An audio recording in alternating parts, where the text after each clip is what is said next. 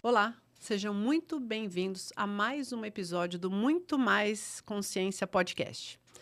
Esse podcast sempre traz assuntos relevantes que te ajudam a ampliar de consciência. E hoje nós temos um assunto bem interessante para falar aqui. A gente vai falar de violência e a gente vai também falar de assédio. A gente vai falar disso na vida e vai falar disso no ambiente corporativo. E para falar sobre esse tema, eu tenho a honra de conhecer pessoalmente e de apresentar aqui Luciana Baruch. Muito obrigada pela sua presença, por ter aceito esse convite. Foi muito gentil da sua parte para a gente falar um pouco por esse assunto, né? Para quem não conhece, Luciana Baruch, ela é uma auditora do Ministério do Trabalho. Né? Ela acompanha, ela faz esse trabalho de fiscalização, onde tem alguma situação de violência, de abuso. Ela faz um trabalho sobre isso, além de ter um canal também onde ela fala do Assédio Net. Tô certa, Luciana? Isso mesmo, assim, só complementando, vou me apresentar brevemente para as pessoas. A gente estava até falando, né, eu tenho uma mini biografia aqui, de mini não tem nada. Realmente fiz muito, realizei muito, é difícil de resumir, mas sim, sou auditora fiscal do trabalho há quase 17 anos. E dentro do Ministério do Trabalho, eu vivi talvez as experiências mais assim significativas em termos profissionais, né? Porque acho que em termos pessoais foi a maternidade, sem dúvida alguma. Sou mãe de 2 crianças, um menino e uma menina. Sou casada também com o Renato há quase 16 anos. Mas foi no Ministério do Trabalho que eu vivi as experiências mais marcantes da minha vida. A primeira foi ainda em estágio probatório. Muito ingenuamente, denunciar situações irregulares de trabalho, resistir a situações em que eu achava que a minha vida estaria em risco, né? Não aceitar me submeter a isso, e ainda em estágio probatório, sofrer com perseguição, humilhação, privação de direitos, assédio processual, né? PAD, sindicância, e inclusive a perda do cargo, que eu recuperei depois, mas que me deixou um trauma gigante, assim, profundo, porque eu tenho superdotação, altas habilidades, sempre fui super CDF, estudei administração na Fundação Getúlio Vargas. Antes disso, estudei na UFMG, entrei em primeiro lugar no curso de economia, deixei para vir para fazer a GV, fiz também direito junto, e sempre fui, né, aluna nota 10, de ganhar prêmios, e aí, de repente, perder o cargo me parecia algo assim quase que incompatível com a minha história de vida e com a pessoa que eu era também, né? A tua Uma pessoa competência. super certinha, disciplinada, preocupada de atender às expectativas, né, de estudo, de trabalho, dos estágios que eu tinha feito. Já tinha trabalhado em banco de investimento, em consultoria, né, também consultorias, né, americana aqui no Brasil. Então, aquilo para mim foi um trauma gigante, o assédio também, mas esse fato em especial me marcou muito. E eu passei 1 ano e 8 meses afastada do trabalho. Quando eu retornei, eu já vim para São Paulo, porque antes eu estava no estado do Mato Grosso, vivi tudo isso lá. E quando eu começo a trabalhar aqui em São Paulo, no projeto de ergonomia, eu comecei a me deparar com situações de assédio. Então, não existia o programa de assédio. Meu chefe era totalmente contra fiscalizar assédio na época. Ele falava, não te ementa, isso não é questão de auditor fiscal do trabalho, essa coisa de violência no trabalho, não. Mas nós temos, enfim, a gente tem que falar da construção civil, a segurança, o FGTS, enfim. E as pessoas se queixavam muito comigo quando eu ia nos ambientes de trabalho, né? E a gente está falando disso de um período longo, né? Ou seja, você viveu na pele. Eu vivi isso. Você viveu na pele. 2008. E depois você se tornou uma ativista desse movimento. Me tornei uma ativista. E você está há 17 anos, você tem esse trabalho, e você ouvia muito já sobre assédio moral, já nos ambientes, né? Já. Eu já tinha estudado isso na GV, porque, assim, os pioneiros em falar disso no Brasil foram a professora... esqueci o nome dela agora, mas a doutora Margarida Barreto, que inclusive foi uma mentora para mim, o doutor José Roberto Eloane e a Maria Esther de Freitas, lembrei. Os 3, eles inclusive têm livros sobre assédio moral. Maria Esther de Freitas e Eloane foram meus professores na Getúlio Vargas. E Maria José Tonelli, uma outra professora da psicologia também, que trabalhava com o Christophe Dejour, que é um autor enfim, um psiquiatra, psicanalista francês, que é uma sumidade no assunto de sofrimento no trabalho, sofrimento mental no trabalho. Ela apresentou o livro dele na aula e a gente discutiu, teve trabalho, prova. Então, era um assunto que, do ponto de vista acadêmico, eu já tinha tido contato, mas, assim... Não tinha até então Exato. vivido na Quando pele. eu vivi aquilo na pele, foi assim, eu fui meio que atropelada, né? Aquela coisa assim de um tsunami, e eu demorei um tempo para eu conseguir, né, me entender, me recuperar. E aí, o que começou a me curar mesmo disso, né? Porque eu fiquei, assim, gravemente doente, né, mesmo. Você ficou afastada por um ano? Afastada por depressão, reconhecida como sendo causada pelo trabalho por 1 ano e 8 meses, né? Por 1 ano e 8 meses. E eles não queriam me remover para São Paulo, eles queriam que eu continuasse trabalhando com os abusadores, né? Meu Deus! O que era impossível. E a psiquiatra falava, sem condições. Então, chega um momento que o servidor público não pode ficar mais do que 2 anos afastado por razão de doença do trabalho. Isso automaticamente gera aposentadoria por invalidez.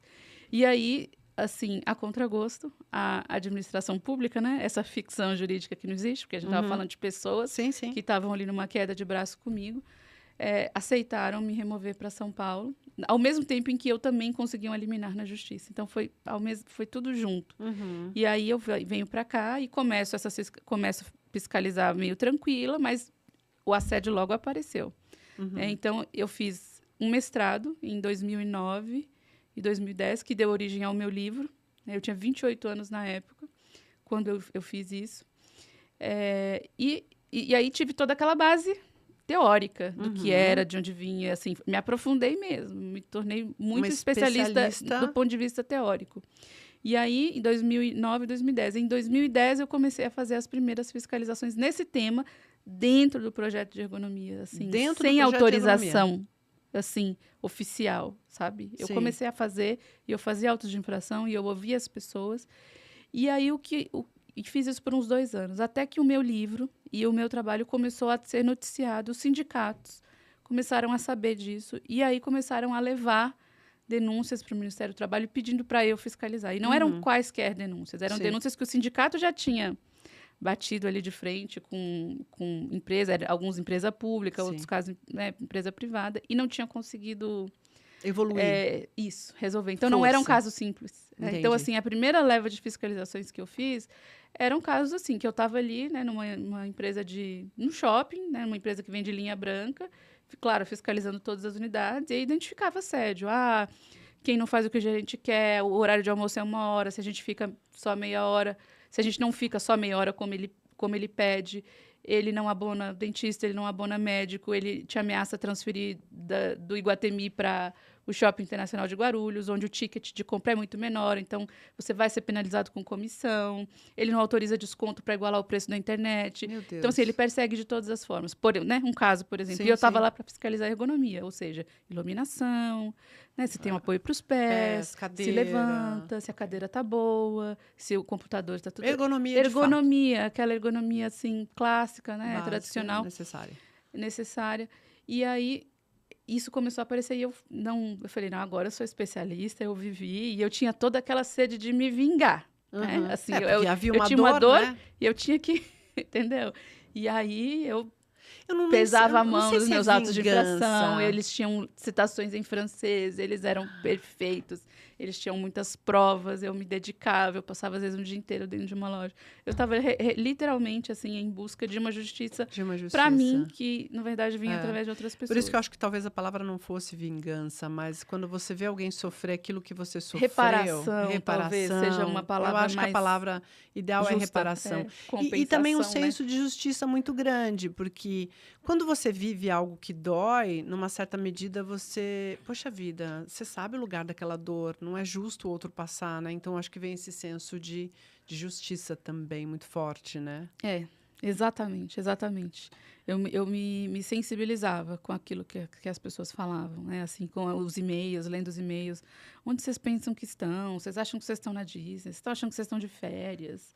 Meu Deus. Vocês vão ficar de segurança da loja. Quando colocar alguém para fazer um fechamento de uma loja onde você tem produtos de valor, é algo que você precisa realmente de segurança profissional, né? E tem, para você ser segurança, tem um curso que faz, acho que é na Polícia Federal. Não é assim, um vendedor tem condição. Risco, né? Tem um risco, é o que a gente estava falando da arma antes, sim, né? Sim. Assim, não é assim, compre uma arma e se defenda, né? Sim, sim.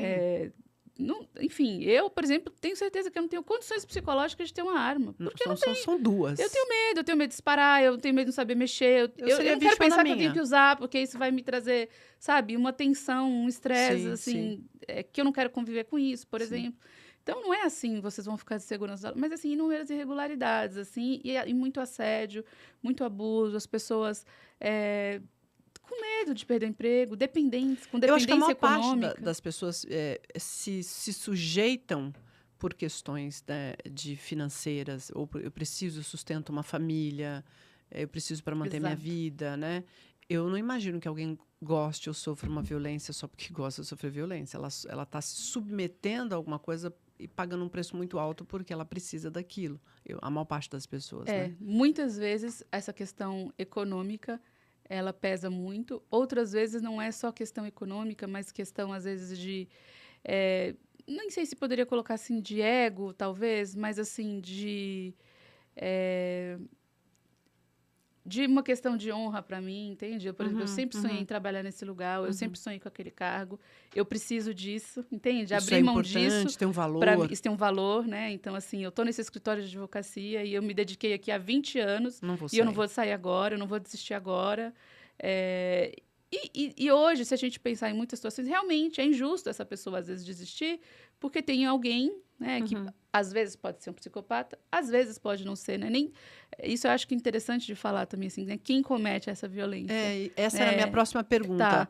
Quem comete essa violência, né? E a gente consegue balizar, num sentido, você tem um know-how, uma experiência de longo período para falar disso. A gente consegue ver isso mais numa figura masculina ou a gente vê mais numa feminina ou é igual?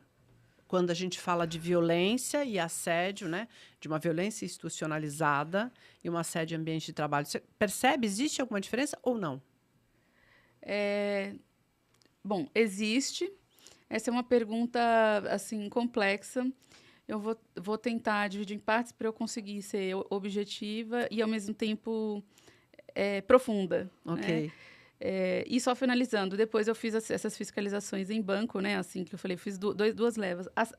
A segunda leva foram fiscalizações emblemáticas, que aí me tornaram conhecida. Né? Uma, por exemplo, do Banco do Brasil, de 9 meses, que o ano passado chegou a sair uma nota no Valor Econômico que o Banco do Brasil foi condenado em 8 milhões por conta desse trabalho que eu fiz. E também, pela primeira vez, o assédio moral foi reconhecido como acidente do trabalho para todos os efeitos. Então, assim, é um legado que eu deixei, assim, importante. Muito né? importante. De comprovar esses adoecimentos por depressão, de equiparar o assédio a um acidente de trabalho e de, enfim, efetivamente ter a condenação de um banco por exigir das pessoas, na época, né, no caso, que elas cometessem crimes mesmo, né? Não eram questões, não era coisa antiética, assim, sabe, em relação ao cliente. Era crime mesmo para bater meta. Sim. Sabe? Sim. Então, e aí eu estava nesse meio, eu também fiz fiscalizações de assédio sexual, em bancos de fomento, bancos estaduais, em banco privado, assédio organizacional, que é o assédio institucional, né? O assédio que também é conhecido por gestão por estresse, gestão pelo terror, psicoterror, straining, né? Tem vários nomes para essa violência que ela é institucionalizada, né? Ela não é direcionada a mim, ou a você, ou àquela outra pessoa, mas a todos. E quem não se submete é atropelado, ou mesmo quem se submete vai adoecendo pelo caminho, e geralmente isso termina em burnout. Né? Eu falo que burnout é priminho primeiro do assédio organizacional. Priminho primeiro de primeiro grau. Vai bater na porta. Exato. É uma questão de tempo, né? É isso mesmo. E aí, eu tive um aborto espontâneo e foi quando eu falei, acho que já deu, porque eu estava brigando com bancos, né? Então, assim, eu sofria mandado de segurança, né? Eles tinham 25 advogados contra a Luciana, né? Um jurídico, tinham 25 advogados lidando com o meu caso, assim, era muita coisa. E eu me defendia sozinha daquilo, varava madrugadas. Então, assustador. Assim... É uma energia de briga, é uma energia, assim, poderia dizer até de raiva, é uma energia muito masculina.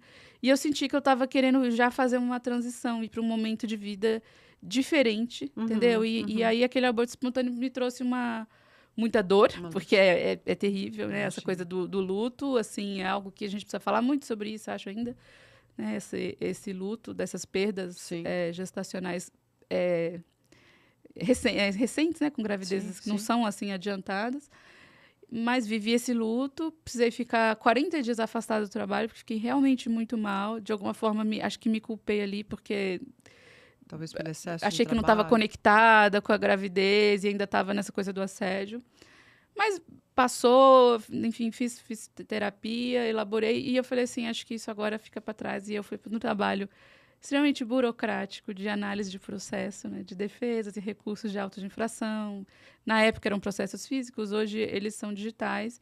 E fiquei nisso um bom tempo. Nisso aí eu fiz o doutorado. Era teletrabalho, então assim, eu tinha um volume de trabalho para fazer em casa. E nisso eu fiz o doutorado e a faculdade de medicina. De medicina. E ainda a faculdade de medicina, ainda como uma resposta em relação ao assédio, em um auto de infração específico, eu autuei o Banco do Brasil por ele não ter reconhecido o adoecimento por depressão e não ter emitido o CAT, que é a comunicação do acidente de trabalho.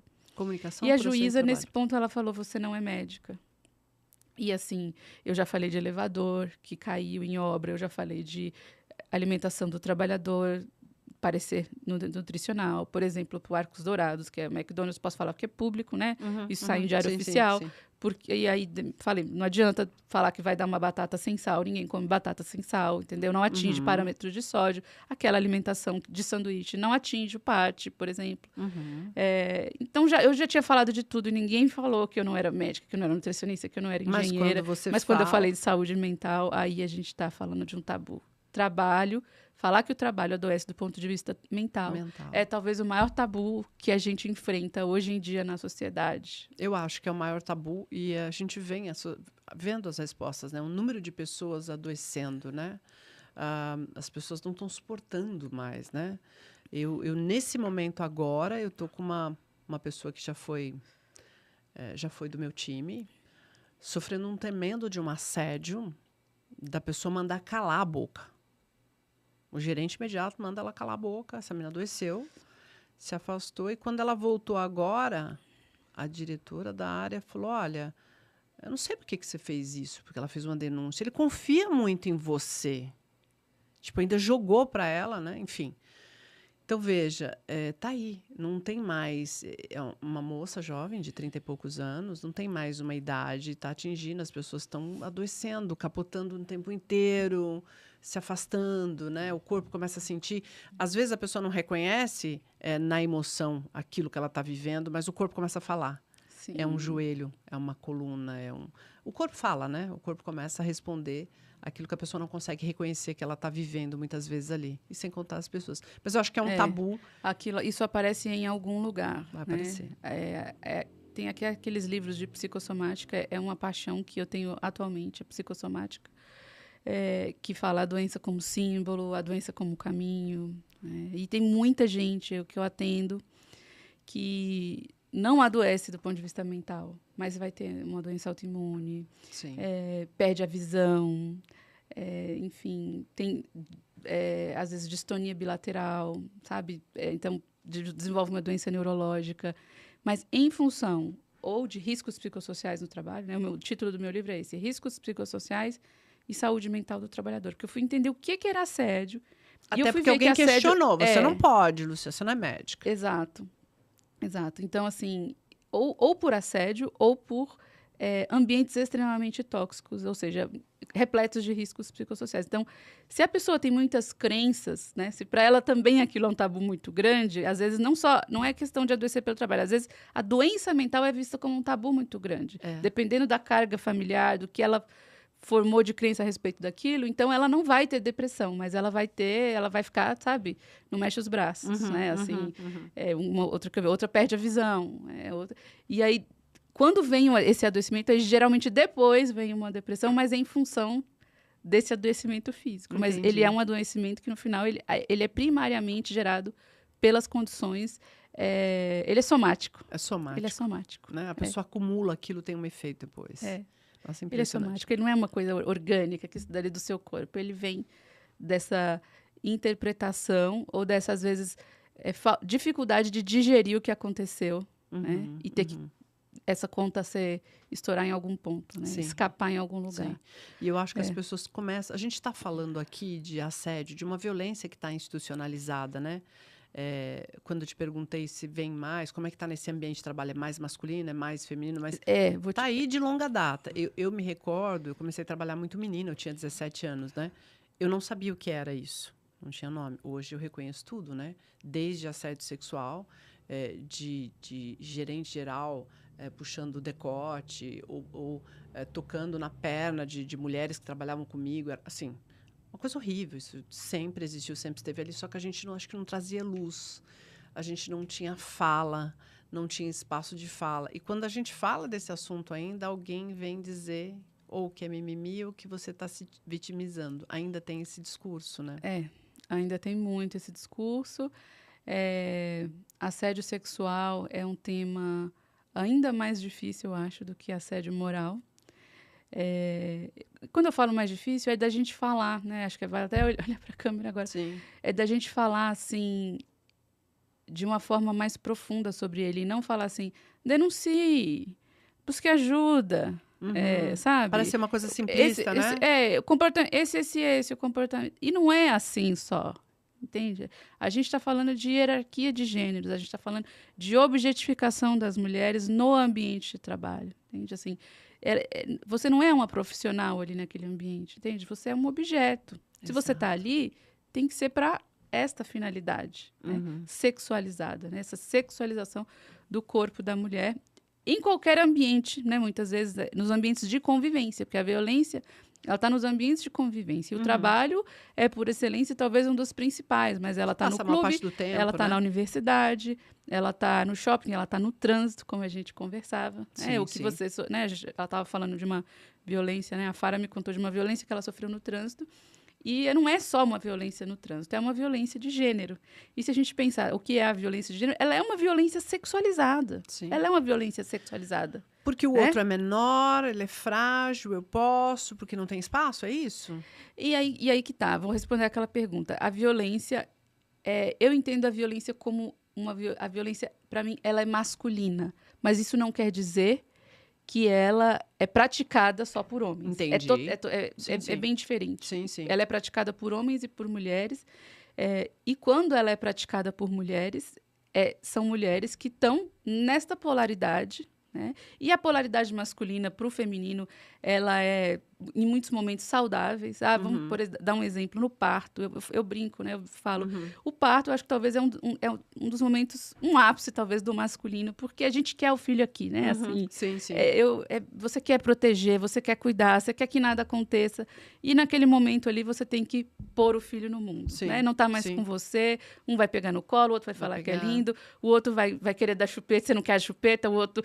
Assim, você fica, né? Aquela puérpera ali. Sim, sim. Ela põe no mundo aquele filho. Então, mandar o filho para o mundo é uma atitude muito, né, de yang, é uma ação, né? Pensando em yin, yang, o yin é algo que ele é mais para dentro.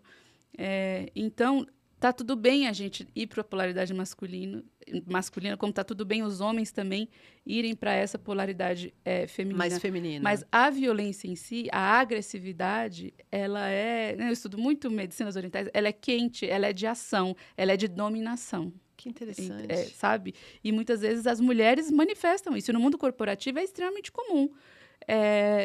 Mulheres que vão para esse masculino tóxico, né? Que fala-se muito hoje disso, da masculinidade tóxica. Essa masculinidade tóxica, ela também aparece em mulheres, não é só em homens. Com certeza, não tenho dúvida Não é só em homens. Como a gente também pode ter um feminino tóxico, né? Que é aquele que fala assim, nossa, mas você não deu conta disso, você não fez aquilo, mas seu filho vai ser sequelado por causa de tal coisa, você não teve presente, né? Ele também pode ser tóxico, o feminino também pode ser tóxico, e a gente não fala muito sobre isso. Não, né? E é um equilíbrio, na verdade, né? Mas, na verdade, eu vejo a violência muito como esse excesso de agressividade.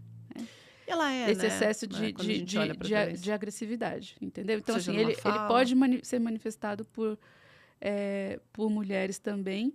E é sempre com essa intenção, né? As pessoas falam muito assim, assédio, violência é sobre poder, né? Abuso de poder, né? Abuso de poder. Dominação, submissão do outro, né? Assim, o outro tem que se submeter, né? Eu quero mandar. Hierarquia é importante, vamos pensar em organizações, super importante. Mas tem limite. Tem né? limite. Tem que ter respeito. Eu Sim. nunca posso perder a perspectiva do outro.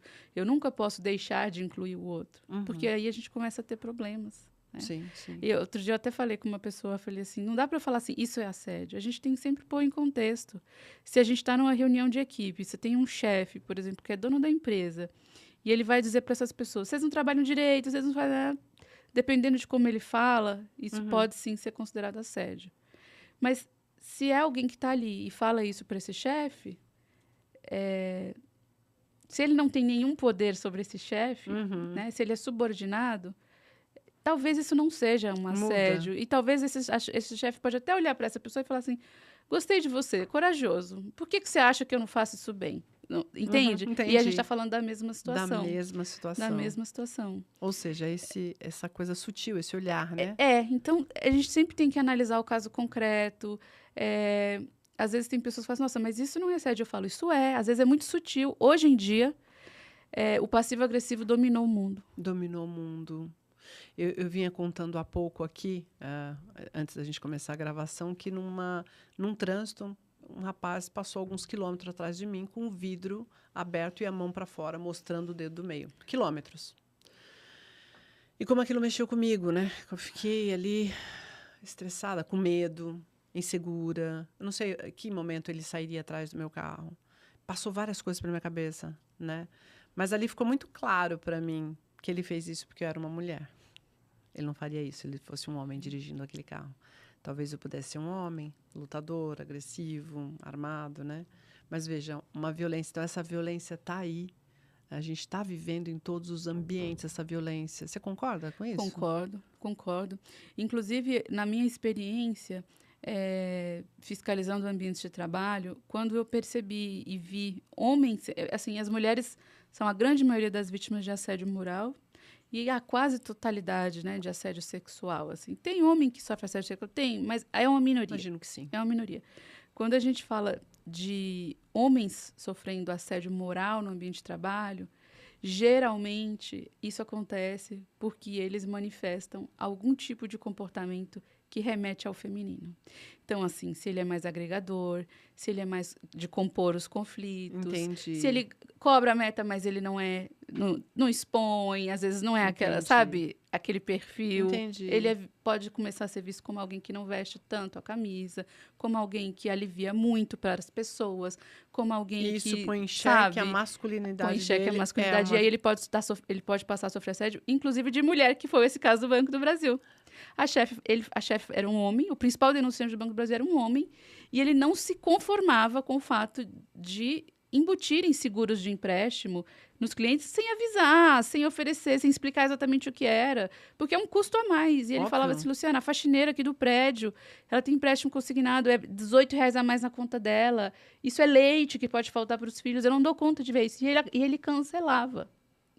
Ele cancelava, porque ele falava assim, você autorizou isso? Ela falava, não. E ele lá cancelava. A gerente ficou maluca com ele, porque a orientação da gerente não dá muita opção para o cliente, não fala muita coisa. Fala assim, a operação está assegurada, entende? Assim, olha só o discurso. A operação está assegurada. Exato. E a pessoa que faz isso e se submete porque precisa, porque paga conta, porque não dá conta de se colocar posicionar também e está tudo bem. O que acontece? Depois de 10, 15 anos nisso daí, ela adoece. Com certeza. Porque ela não se reconhece mais, Fere ela não consegue se olhar no espelho, ela não dorme, ela não consegue encarar as pessoas da família. Ela se sente, né, eu virei uma sombra do que eu era, né? Quem que eu sou? E aí vem uma crise, e às vezes eu falo assim, nossa, mas por que você tem crise? Por que você está em burnout? Né? Por que você está deprimido? E muitas vezes a pessoa não consegue nem localizar. Identificar. Porque é uma vivência de muitos anos. Entende? E muito naturalizado, porque o outro faz, fulano fez, eu cheguei né, a chefe fala, eu sempre fiz, então... Fica normal, tudo bem, né? Você vive uma normose. Exato. Mas essa pessoa passa a viver durante muito tempo uma espécie de dissonância cognitiva em relação aos valores que ela tem e ao que ela tem que praticar. Nunca se sentindo parte, né? Nunca tem se sentindo parte. Que não está batendo ali. Exato. Não conseguindo ter orgulho de si própria. Sim. Tipo assim... tudo bem que eu ganho isso, mas olha o que eu faço no meu trabalho. E no final das Entendeu? contas, isso vai ferir um valor da pessoa. E pode desencadear o burnout, né? Exato. O que eu faço? Eu minto o dia inteiro, eu minto para as pessoas, eu engano as pessoas. Então, assim, a pessoa não consegue. A satisfação no trabalho, ela fica extremamente prejudicada. Hoje fala-se muito do burnout. Eu estudei muito burnout na época que eu escrevi o livro, como um desequilíbrio entre o esforço e recompensa, mas como se fosse algo que é geralmente causado por muito trabalho. E tem esses casos mesmo. Né? Noites, trabalha 14, 17 horas por dia. Isso acontece muito e muita gente chega a burnout por conta disso. O excesso Mas de muitas trabalho. vezes esse burnout vem por problemas na recompensa, porque essa satisfação percebida no trabalho, ela fica extremamente comprometida. E é por isso que o assédio leva a burnout, entende? Porque é muito difícil estar satisfeito em um trabalho em que eu sofro violência o tempo todo. Não tem como você Então, tá. ainda que eu me esforce ali por 8 horas, que eu tenha aquela jornada padrão de entrar e sair, entende? Ela custa muito. Custa. Ela custa muito. Não E é aí, mensurável. e isso traz um estresse crônico. Essa balança, ela fica sempre desequilibrada. E isso traz estresse crônico, porque a pessoa fica, o que eu faço? Vai ter reunião. O que eu falo? Tomara que ele não participe. Que bom que ele não veio. Que não sei o quê. Será que essa apresentação está suficiente? Será que não Será está? que isso é bom? Será que não é? Que pessoa achou? Me expôs na reunião, estou lá paralisada. Entende? Adoece. isso, adoece. Não tem outro caminho, né? Adoece. E acho que o preço é muito alto, né? Eu acho que é o que você falou, durante anos você chega à conclusão de que aquilo te roubou muito, né? Eu acho que aí é só que você se dá conta de onde você entrou no burnout. E estar nesse ambiente que hoje está tudo muito normal, né? E aí você passa a estar fora dos padrões, você começa a se achar fora do contexto, né? E essa violência ela é, de modo geral, institucionalizada. A gente está em todos os ambientes. Estou certa, Luciana? Sim. Ela é Alguns ela mais, é institucionalizada, ela está no condomínio. Na semana passada eu participei de um podcast sobre assédio em condomínio. E, assim, acho que o condomínio é um espaço, assim, muito interessante de estudo, né? Porque as pessoas, Eu estou elas estão começando a ali... achar condomínio perigoso, viu? Bem perigoso. Já estou ficando com medo de participar de assembleia de condomínio. Assembleia de condomínio, qualquer questão, né, de garagem. Sim. Os síndicos sofrem muita violência. Tem o síndico que também pratica violência. Pratica violência. Que é aquela coisa, né, do pequeno poder. Fala assim, nossa, agora... Sim. E não pode isso, não pode aquilo. E multa, e adverte, e brinca ali. Então, assim... E tem quem frequenta o condomínio, e tem quem trabalha, e tem o entregador do iFood que está ali também. E você sabe com quem você está falando, né? Você tem que entrar para entregar minha comida, Ou seja, e não pode entrar outra violência. Então, condomínio é um espaço assim muito rico para a gente observar o quanto que essas violências, às vezes pequenas, comezinhas, mas assim, muitas vezes até muito sofisticadas, elas acontecem. Então, no meu condomínio, por exemplo, na pandemia, a gente teve uma discussão, tinha uma discussão lá no grupo, porque assim, o zelador mora no prédio com a esposa e filhos, e uma moradora queria impedir que eles usassem a piscina. E eu falei, gente, mas isso é um absurdo, isso é um completo absurdo. E eu pensei assim, ainda corre o risco do prédio ser processado por isso. E ela se achava total no direito de razão, né? E eu falei assim, é um absurdo, é violência, é discriminação social e ainda racista, né? Porque se tratava de pessoas negras, entendeu? Então, assim, é impressionante. Na universidade também, a gente vê demais isso. Demais. Em mestrado, em doutorado. E, assim, né, eu acho que talvez essa pergunta, assim, você não me fez ela diretamente, mas você me fez ela indiretamente quando você falou assim, ela está em todo lugar? A violência... O assédio, o abuso, né? Eu uso muito esses termos como sinônimos. Eu vejo que, assim, o termo assédio, ele surge para a gente, sabe, quase que dar um outro nome, porque a gente não quer falar violência moral, né? Violência psicológica, violência sexual, mas não deixa de ser. Sim. Não deixa de ser. Então, eu vejo esses três termos como sinônimos. Violência psicológica, abuso psicológico, assédio, né? Que pode ser psicológico, pode ser moral. Que isso também é desmistificar, né? Só interromper um pouquinho. Isso também é desmistificar a questão da violência. Porque eu acho que quando a gente fala de violência, a pessoa está tão esperando uma coisa mais como é que eu posso dizer? Mais tangível, do Sanguíneo, né? né? Com sangue, agressão. Furou, matou, atirou, deu um murro, arrancou os cabelos. Então, isso não. Eu diria que essa violência que não é tangível, que a gente não está vendo ali na hora, né? É uma violência que faz muito mais mal em algumas situações, né? Sei lá, numa violência física, eu, de repente, posso te arranhar, posso puxar sua cabeça, é uma coisa que vai passar, mas essa violência psicológica... E que o direito tutela com muito mais facilidade, né? Também. Com muito mais facilidade. Porque eu estou vendo, tem um se laudo, você for fazer, se você anotar a placa dessa pessoa que te perseguiu no trânsito e for até uma delegacia fazer BO, eu tenho certeza que você vai ouvir meia dúzia de piadas. Sim. E vai falar, nossa, como eu perdi meu tempo. Sim. Nossa, foi muito interessante você mas falar se alguém tivesse, sei lá, te dado um soco, as pessoas vão falar, nossa, coitada, que absurdo. Que absurdo. Sim. Eu tô vendo, né? Você tá machucada, é diferente, mas entendeu? Você podia ter batido o carro. Poderia. Você ficou totalmente desconcertada. Fiquei com medo. Insegura. Não sabia até onde ia terminar aquela viagem, ele atrás de mim com o dedo pra fora, na janela, e me xingava e colocava a cabeça pra fora. Eu falei, meu Deus, será que ele vai até São Paulo? Será que ele vai fazer alguma coisa? Foi me dando um pouco de medo, até que ele saiu atrás de mim. Mas a gente ainda precisa desmistificar essa questão da violência. E eu acho que os traumas, para mim, dessa violência... Não sei se eu estou errada, você é especialista, né? Mas essa violência psicológica, ela te deixa um buraco, assim. Ela é muito mais... como é que eu posso dizer? Ela te deixa danos maiores do que uma violência, às vezes, física. Às vezes, física, né? É como eu falei, se eu puxar o teu cabelo, vai doer, você vai... Isso passa em algum momento, desde que não seja uma coisa trágica. Mas eu quero dizer assim, essa violência psicológica, ela fica implícita ali no teu DNA, tá na alma, né? Aquilo vai te...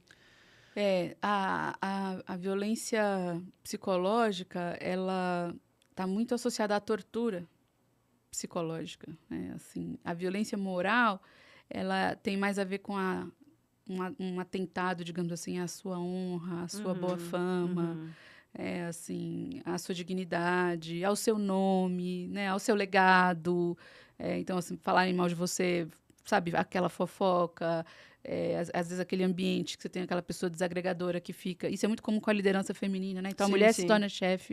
Isso. E aí pode até vir de outras mulheres, de homens ou de outras mulheres que não reconhecem a liderança feminina. E aí ficam aqueles ataques, né? A boa fama, a honra, o desempenho, a competência daquela pessoa. Isso atinge o moral. Mas a violência psicológica, ela tem esse quê da tortura, entendeu? De torturar. Bom, se você quiser tirar férias agora, tudo bem, mas se eu fosse você, não faria isso, né? Coisas podem acontecer nesse período. Meu Deus. Entende? Meu Deus. Então, não pode... Entende? Isso é uma tortura psicológica. Dei um exemplo aqui que eu criei. É uma tortura psicológica. Mas o gaslighting é uma tortura psicológica. Você não sabia? Por que você não fez? Poxa, você já participou de tantas reuniões. Você não sabia que tem que fazer assim? Meu Deus. Todo mundo sabe. Como que você não sabe? Todo mundo sabe. Ou então eu falo uma coisa para a pessoa e a pessoa reage. Por que você está reagindo assim? Você está parecendo uma histérica. Entende? Então, isso tem um quê de tortura psicológica, porque a pessoa ela começa a pirar, a ficar duvidando da própria sanidade. O gaslighting tem muito isso, mas outros tipos de tortura psicológica também trazem esse prejuízo da pessoa. Em algum momento, ela fica ali, assim, peraí, as referências que eu tinha, eu não tenho mais, ela se perde. Ela se perde. E é por isso que muitas vezes no burnout a gente tem a despersonalização. O burnout são 3 coisas, né? O cinismo, a perda do prazer, da sensação de eficiência e a despersonalização. Por que uma pessoa em burnout tem necessariamente que despersonalizar para o DSM-11, né? Desculpa, para o DSM-5, não, para o CID-11, que é a classificação da OMS que trouxe o burnout como doença. Por que ela tem que despersonalizar? Por quê? Por quê? Né? Porque ela sofreu violência. Então, burnout e violência são termos que estão ali, ó. Não é sobre excesso de trabalho, assim, nem sobre carga. Se fosse isso, assim... né? Minha tia, que teve 10 filhos, um com 20, o último com 30, 11 filhos, né? Assim, ela teria tido 200 burnouts. Não é muito trabalho, muito cansaço. Isso, geralmente, o descanso resolve. Mas trauma por violência, não tem descanso, não tem 8 horas de sono, não tem férias, que muda. Não tem sabático. E eu falo isso. Que resolve. As pessoas falam assim, nossa, eu estou há 1 ano, 2 anos afastada do trabalho e ainda me sinto mal, não consigo. E eu sempre digo, não é sobre descansar só. Faz parte descansar. Principalmente se a pessoa tinha uma rotina absurda, não convivia com as pessoas. Isso vai trazer saúde. Mas o que vai curar esse trauma é viver uma nova experiência de trabalho bem-sucedida, que faça com que essa pessoa possa recuperar a autoestima que a violência psicológica retirou dela em algum momento. Porque ela não se submeteu a horas e horas de trabalho à toa. Teve alguma coisa que fez ela se submeter. E geralmente é isso, eu estou buscando uma aprovação. Estou buscando uma aprovação. De alguém que não Quem está não interessado busca, em me né? aprovar muitas vezes, né? Muitas Quando, vezes. e quando essa consciência chega, é quando geralmente acontece o colapso, o apagão, o mal súbito, que muita gente chega nesse ponto. Sim, é verdade. Tipo assim, E não que vai é muito vir. triste. É muito triste, Não vai né? vir, é muito triste. Lu, você é uma especialista no assunto. A síndrome do impostor, ela fala de alguma forma com esse ambiente violento? Porque é uma coisa que muitas das pessoas com quem eu trabalhei, com quem eu vive, né? Nunca se sentir bom o suficiente, nunca se sentir capaz o suficiente, ou achar que está ocupando um cargo que não é seu. Isso se fala ou não tem nada a ver um assunto com, na tua opinião? Na minha opinião, tem tudo a ver. Até mesmo porque a gente sabe que a síndrome do impostor, né, da impostora, ela atinge muito mais as mulheres, do que os homens. E isso é um fato. E isso tem tudo a ver com a nossa socialização de gênero. E a nossa socialização de gênero nada mais é do que uma socialização violenta de gênero. Violenta. Algumas semanas atrás eu participei de um podcast no Rio de Janeiro que se chama Senta Direito, Garota. Né? Eu tenho uma filha de 4 anos e meio e a pessoa que trabalha comigo em casa, ela fala toda hora para minha filha, senta direito, né? Porque está sentado com a perna aberta. E ela não fala isso para meu filho. Então, assim, a socialização feminina é isso. É isso. É assim, cuidado, porque senão vão falar mal de você. Cuidado, porque senão você não atinge o padrão. Cuidado, porque uma mocinha não faz isso. Né? E assim, você é uma mocinha.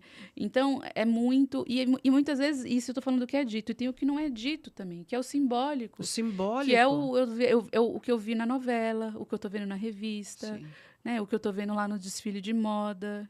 Entende? O que eu estou vendo no desfile de moda? Mulheres extremamente magras. Mulheres que às vezes estão passando à base de, né, água e pepino, sei lá. Sim, né? sim. Assim, não estão comendo mesmo porque tem que atingir ali um padrão. Né? E a menina que está ali assistindo isso, o que ela entende? Eu preciso ser violenta com o meu corpo para que eu seja aceita. Nossa, por isso que a gente tem um monte de adolescentes com transtorno alimentar. Sim. Né? Assim, então, a socialização do o que é, né, tornar-se uma mulher na nossa sociedade, isso é muito violento. Então, é óbvio que a hora que essa pessoa ela tem que ter segurança, ela tem que se sentir merecedora, ela tem que ter autoestima, ela tem que achar que ela é capaz de motivar outras pessoas, ela tem que sentir orgulho do que ela faz. Ela, antes de qualquer pessoa, tem que valorizar o que ela faz, ela tem que se sentir capaz. É óbvio que ela chega com, 10 degraus atrás de um homem. Com certeza. De um homem, né? Imagina. Que da hora que ele nasce até a hora que ele se torna pai e leva um filho no parque, ele é elogiado. Ele paizão. Nossa que paizão. Ele leva um filho no parque. Que paizão. Tudo tem uma conotação diferente, uma formação no curso superior, né? Assim, tem essa coisa. A mulher, ela tem muitos steps, né? E uma cobrança muito pesada em cima. Muito ainda cobrada. Tem. Muito. Uma vez eu ouvi da Luísa Trajano, no Global Summit of Women, uma frase que eu nunca esqueci, que ela falou assim, filho, assim, se tudo dá certo, a mãe não fez mais, né, do que obrigação. Assim, tipo, foi Deus que ajudou. Ela falou assim. Mas se dá errado, a culpa é da mãe. Meu Deus. A culpa é da mãe. Não importa se esse pai teve presente, se não teve, se pagou pensão, a culpa é da mãe. Né? Tem aquela frase, onde está a mãe dessa criança que está aprontando aqui? Não, né? E você ninguém falou questiona isso, do pai. É bem realidade, né? Eu tenho uma amiga que passou por um processo, o filho teve um problema de imagens divulgada na internet, um menino, um molequinho, né? 20 anos. E aí deu um desespero, ele estava iniciando a carreira, vamos correr, vamos para uma delegacia, coisa e tal. E quando ela chega lá, o delegado alcoolizado, começa por aí o bafo dele, e aí ele diz assim, cadê o pai dessa criança? Ela falou, me senti tão violentada naquela hora. Falou, olha, o pai deles está na casa dele, com as 2 filhas do segundo casamento, e eu sou a mãe desses meninos, educo eles desde os 2 anos. O pai é presente, sim, mas para esta ocorrência não faz sentido eu tirá-lo de casa. Mas veja a humilhação pela qual ela passou. E aí o delegado ainda fala um monte de besteira. Você é burro mesmo, metido, né? Porque você fica mandando foto e dá nisso. Olha o tamanho da violência. Julgamentos, né? Assim, E uma cadê série o de pai desse julgamentos que moleque? não tinham lugar ali, porque ele não é da família, e ele tinha obrigações legais, né? De processar aquilo, ainda que fosse alguma coisa, não é da nossa competência, não é jurídico, enfim, é uma desinteligência, né? Que é aquela coisa assim, quando não precisava chamar a polícia, é uma coisa entre... Sim. É um conflito, estão brigando por causa de, sei lá, de Lula e Bolsonaro, não faz, enfim, se resolvam aí, a polícia vai embora. Ainda que fosse uma...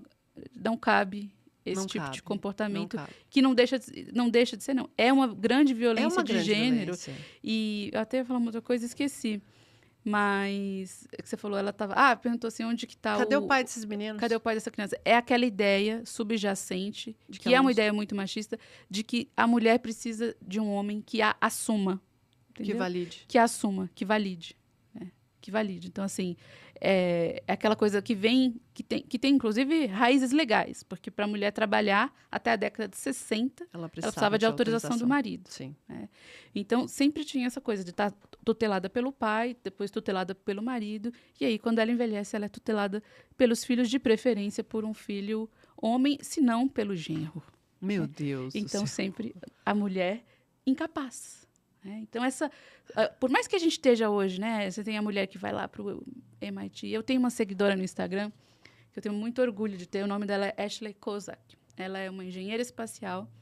Ela é a 4ª geração oriental nos Estados Unidos. Então, assim, as mulheres orientais sofrem muito mais preconceito e discriminação do que as americanas, né, que não têm essa herança. Não sabia dessa informação. Sim, tem todo um movimento que fala, sabe, do gender envolvendo as asiáticas. Inclusive, tem um negócio relacionado à pornografia, né? O tanto que as pesquisas, sabe, em relação a asiático e pornografia na internet, elas são frequentes, sabe? Então, tem muitas questões envolvendo de discriminação, de preconceito e de sexualização também. Uhum.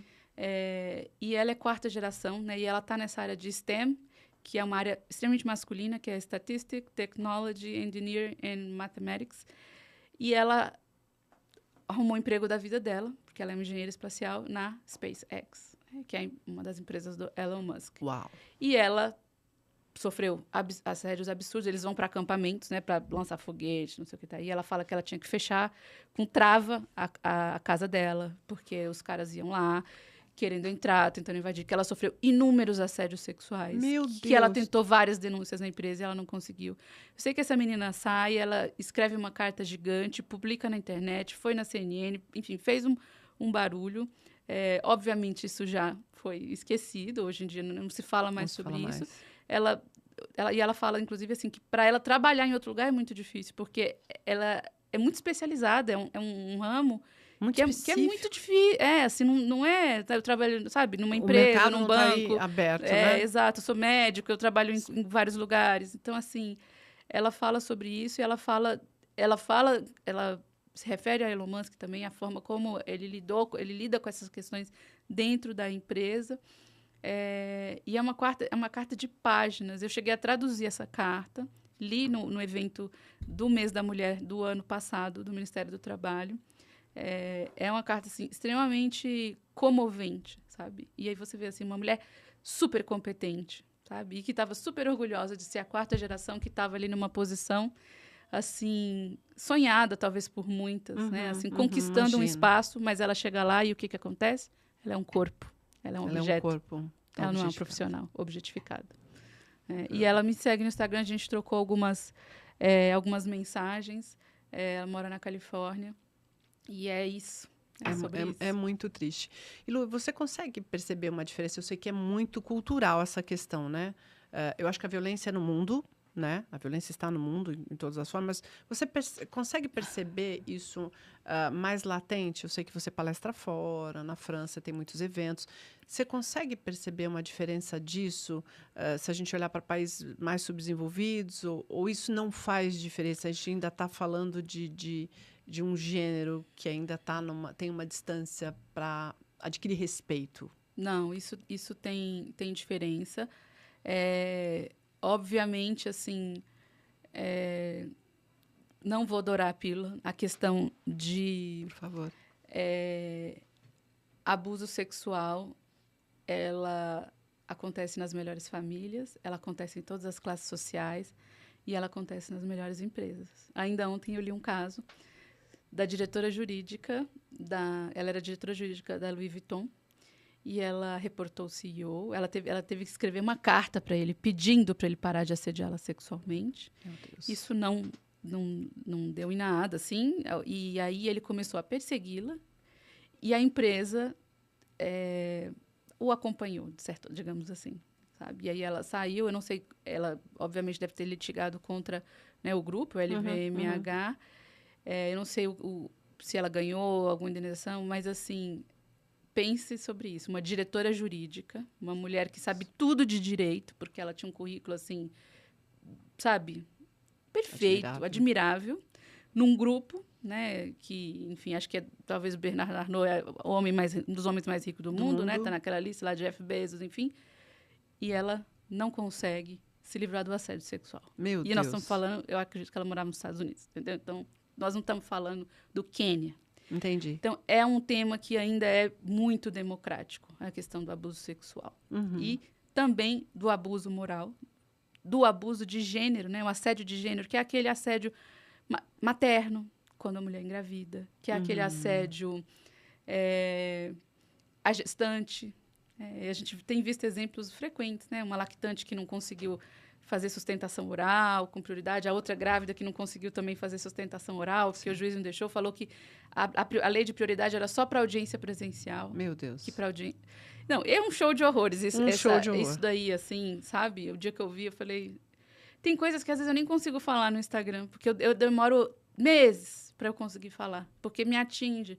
Porque na minha faculdade de medicina eu estava grávida da minha filha, meu professor adiantou uma prova para mim de patologia, e um aluno se insurgiu contra isso, achou que ele estava me favorecendo. E brigou, e aquilo me deixou super mal, sabe? Muito mal. Imagino, eu estava grávida. E ali, quando você está passando, não adianta, você não é especialista em nada. Isso não te imuniza, entendeu? Então, assim, quando eu vi isso, foi gatilho para mim, para essas vivências que voltaram. Então, eu não consegui falar sobre isso no Instagram. Então, meu Instagram, ele não é assim... Às vezes tem coisas que todo mundo está falando e eu não falo, mas é porque muitas vezes elas me atingem diretamente e porque eu falo com muita profundidade. Sim. Eu nunca falo de forma superficial. Então, eu também preciso, enquanto mulher, muitas vezes, enquanto auditora, enquanto uma pessoa que tem uma relação pessoal, visceral com o tema, às vezes, digerir aquilo para conseguir passar para as pessoas de uma forma que eu acho que é adequada, sabe? Sim, que às vezes não é tão pessoal. Então, assim, eu sei que em países que a gente tem mais representação política. Então, por exemplo, Ruanda passou por uma guerra civil, muitos homens morreram. Então, tem muita representação política de mulheres. Então, existem políticas melhores para as mulheres. E quando a gente tem políticas melhores para as mulheres ocupam mais espaços e elas fazem, né, mais coisas pelas mulheres. Sim, então, assim, elas conseguem ser maioria, muitas vezes, nesse país, e elas têm uma qualidade de vida melhor no que diz respeito a sofrer menos violência. Né? Menos preconceito. Porque a violência está muito relacionada a preconceito. Né? Não sei se você já viu um documentário que chama India's Daughter, Filha da Índia, tem na Netflix, antigo. Uma estudante de medicina indiana que ela estava na rua andando, acho que estava sozinha, e ela é estuprada, e assim, por várias pessoas, e ela vem a falecer em decorrência da violência desse estupro, que foi assim, uma coisa, sabe, com requinte... Não foi só estupro, teve crueldade, porque ela estava andando na rua sozinha. Entendeu? Assim, meu Deus. Então, a violência, ela decorre muito desse preconceito. Então, assim, você está ocupando um lugar que você não deveria estar ocupando. Então, deixa eu te colocar no seu lugar. Você está o quê? Acha que fez engenharia espacial e está aqui trabalhando, você acha que né? é boa? Que não. Deixa eu te lembrar que você é uma mulher e para que uma mulher serve, né? Quais são as funções de uma mulher? Reprodutiva, ser mãe, sexualizada. Sim. Então, isso é menos presente nesses países em que a gente tem mais representação política feminina. Por isso que é tão importante a gente ter mulheres na política, porque as mulheres na política fazem mais políticas para as mulheres e conseguem incluir essas mulheres de uma forma mais saudável, porque não é só sobre diversidade. A gente tem um monte de mulheres hoje em empresas, mas pagando que preço, né? A que custo? Exato, a que exato, custo, né? Tem uma conta no final. Tem uma conta no final. Então, assim, tem na Noruega também, que é um dos países melhores para as mulheres, mas lá eu ouvi uma palestra da ministra na época das mulheres lá na Noruega e ela falou, eu sei que a Noruega é um dos melhores países para as mulheres, mas a gente ainda tem muito a percorrer. E aí o que ela falou é o seguinte, que a questão do compartilhamento de tarefas domésticas era um fator fundamental para a igualdade. Para a igualdade. Mas aí é que tá. Eu não sei até que ponto que esse compartilhamento de tarefas ele se reflete na questão da violência. Então, assim, obviamente, se você falar de assédio sexual no Quebec, é diferente de você falar no Brasil. Assim. É diferente. É diferente. Talvez seja um pouco mais sério, talvez eles tenham mais protocolos, sabe, mais documentos, mais legislação. É diferente, como é diferente, né, racismo. Mas a gente vê esses exemplos. Eu ainda estou super impactada pelo documentário da Simone Biles em relação à questão do abuso, porque, assim, eu sabia daquela história, que ela se afastou de Tóquio por questões de saúde mental e tal. E aquilo ali, vou ser bem sincera com você, achei bacana, mas aquilo, assim, não me tocou muito, assim, no sentido de eu falar assim, nossa, sabe? Falei, que legal que alguém está falando sobre isso, tudo, e segui a vida. Achei muito legal, mas segui a vida. Quando eu vi recentemente, eu falei assim, não, Simone Biles, antes de isso acontecer, começa a ter uma investigação do FBI, elas denunciam, ninguém é ouvido, a federação, ninguém faz nada, e ela vai ao Senado dizer isso, que vocês não fizeram nada, e vocês me mandaram para Tóquio sem a minha família, quando eu estava lidando com abuso sexual. Aí eu fui ver mais a fundo. Quando eu vi que tinha abuso, já levantou um negócio assim.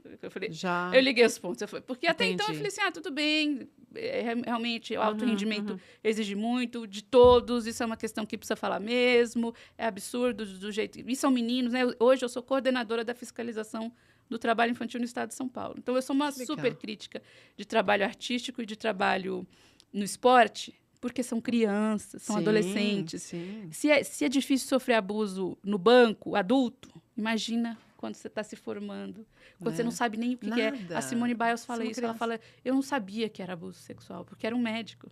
E ele falava que era tratamento médico.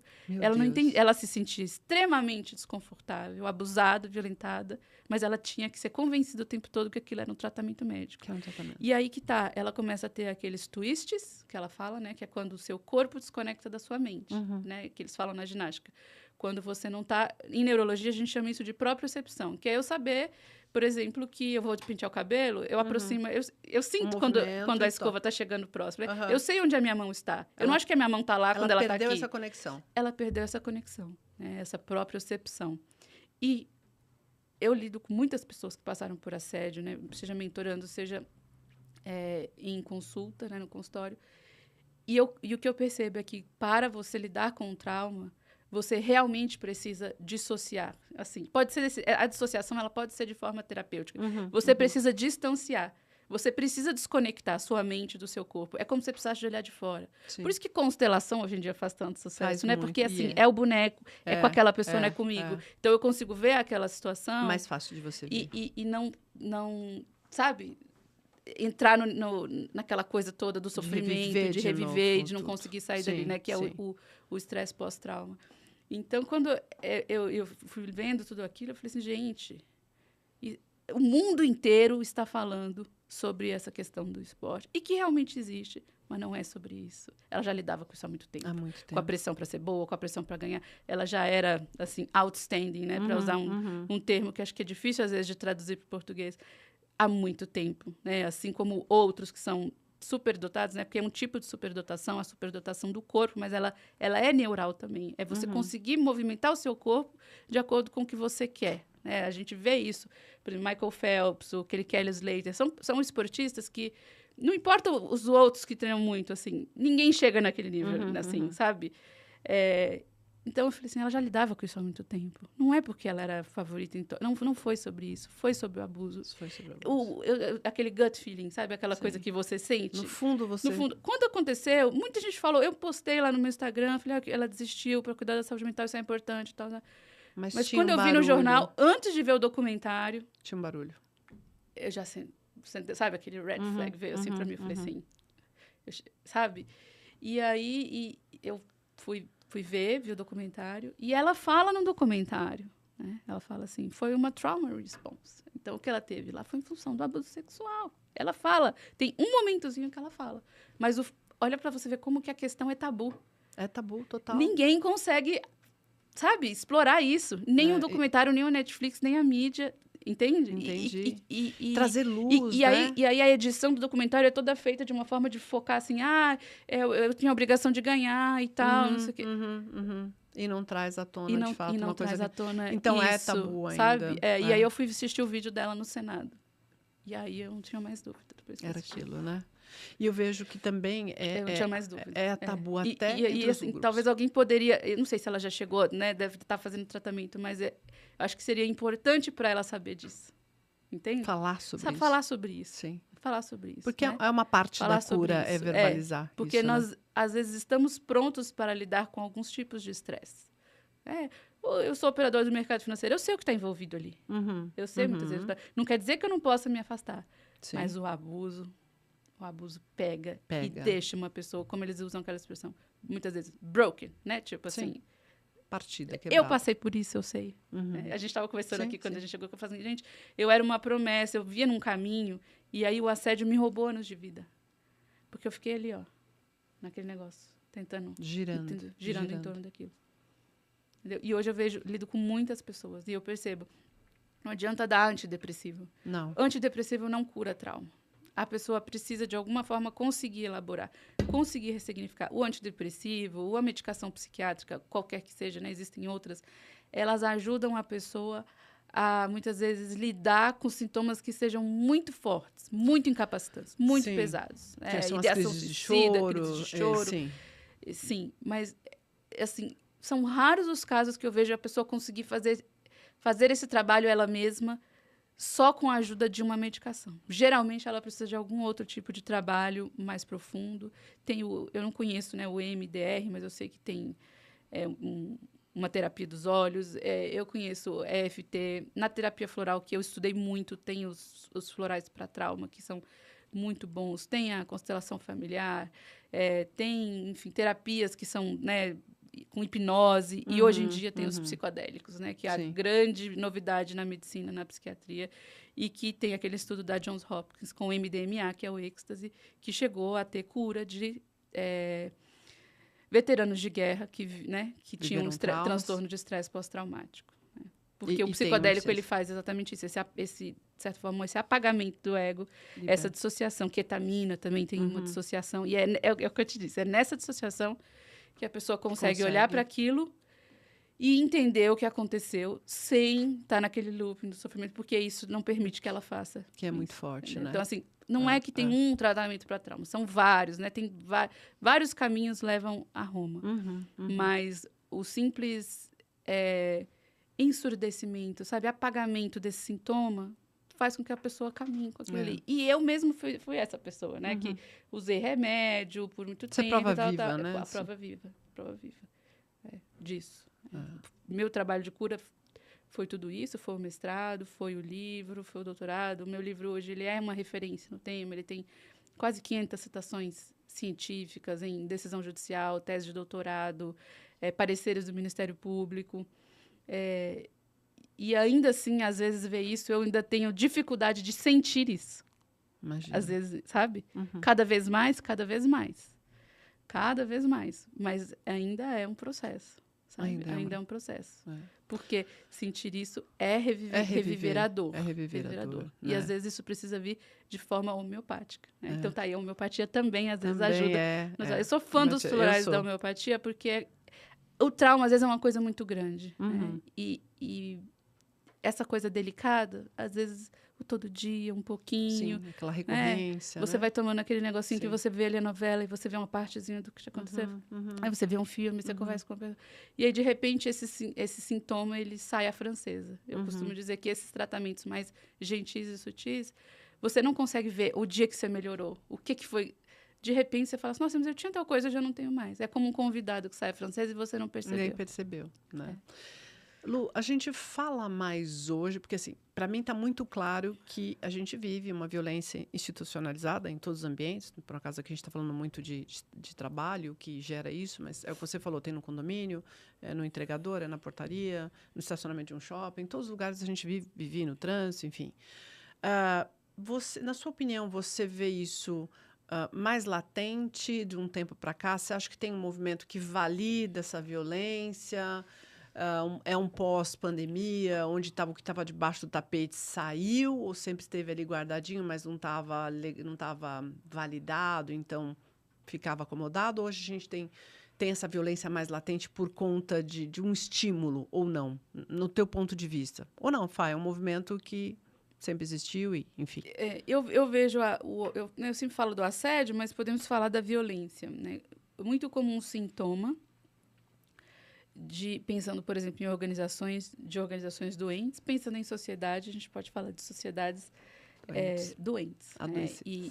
E foi aí que eu entendi que o assédio, os conflitos, a violência, a discriminação, eles são uma rubrica dentro dos riscos psicossociais, que podem ser do trabalho, mas podem ser de qualquer ambiente de convivência, que estão relacionados à conjuntura. Mas a gente tem riscos que estão, às vezes, relacionados ao que a pessoa faz em si. Né? Então, por exemplo, eu tenho uma tarefa repetitiva. Isso pode me adoecer. Né? Agora, eu sofro assédio no meu ambiente de trabalho. Isso aí já é do ambiente. Então, assim, eu vejo, primeiro, o assédio como sintoma, aquela ponta do iceberg, sim. A violência. As pessoas estão se agredindo no trânsito ou no estádio. Isso aqui é o que eu estou vendo. Mas o que tem ali por trás? Tem preconceito, tem masculinidade tóxica, tem, enfim... Né, modelos hoje, né, role models, assim, sim, como gosto de falar, que são péssimos, assim, em redes sociais, às vezes a gente vê, né, pessoas extremamente famosas que são péssimas em termos de modelo de comportamento, idolatradas. E que estimula, né? E que estimula, né, como a gente viu, assim, enfim, esse caso, por exemplo, do Daniel Alves, entende, assim, e ele não ficar preso, por exemplo, sabe? E muita gente se solidarizar e se falar assim, nossa, gente, né?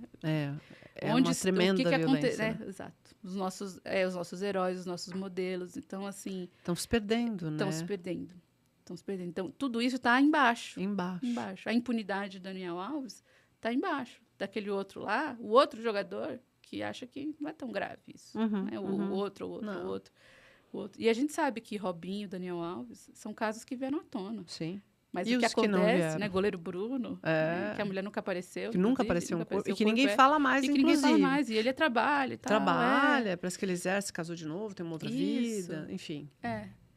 Então, tem muita coisa embaixo. A violência é a ponta do iceberg. O assédio é a ponta do iceberg. Então, eu vejo essa questão, né, dos riscos psicossociais,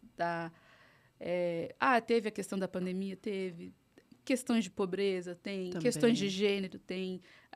A gente fala, né, em saúde pública, tem um termo que chama fatores, determinantes sociais dos processos de saúde e doença. Né? Que adoecer não é uma coisa assim, você adoeceu, você não adoeceu. Peraí, quem você é? Né? Eu sou uma mulher negra na periferia, então isso já coloca ela no fator de risco para diabetes, para não sei o quê.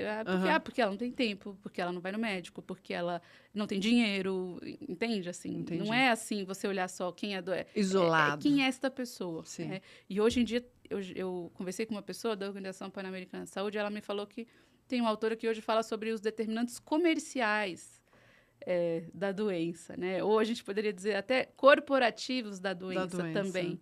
Então, assim, não é só assim, é um sintoma, tem os riscos psicossociais, mas eu vejo um aumento, eu vejo um incremento, eu vejo a violência hoje sendo usada quase que de uma forma desesperada de de coação, de porque eu não quero lidar com o meu limite, porque eu não sei fazer melhor do que isso e Porque eu você não hoje pode sou passar na minha exigido. frente no trânsito. Eu vejo o espaço digital hoje como um espaço também onde essa violência Eu pratico. vai para um nível, às vezes, elevadíssimo, até porque tem Absurdo. essa coisa de, às vezes, até não ser reconhecido. Né? Assim, Sim. eu já fiz alguns posts, não faço muito posts polêmicos. Meu público no Instagram é um público que quer mais aprender sobre o assunto, mas uma vez fiz um post polêmico que trouxe gente de tudo quanto é tipo. Assim, os ataques à Eu minha imagino. pessoa, assim, chegou uma hora que eu parei de ler, mas assim, é de ficar, sabe? Porque eu postei uma coisa que a pessoa não gostou, Tá mais exacerbado, né? tá mais exacerbado, tá mais exacerbado. Então, assim, o Deju, que é um psiquiatra, né, falei dele, psicanalista francês, ele fala assim, no caso do trabalho, ele fala, assédio é tão antigo quanto o trabalho, não é uma coisa nova. Isso já existe faz muito tempo. Por que a gente vive essa epidemia hoje de assédio e a gente pode falar de violência? E aí ele dá a explicação que eu gosto muito. Ele fala, por conta da cultura do cada um por si, por conta da hipercompetitividade. E isso está no trabalho, isso está no trânsito, isso está na universidade, isso está no condomínio. Né? Esse individualismo exacerbado, né?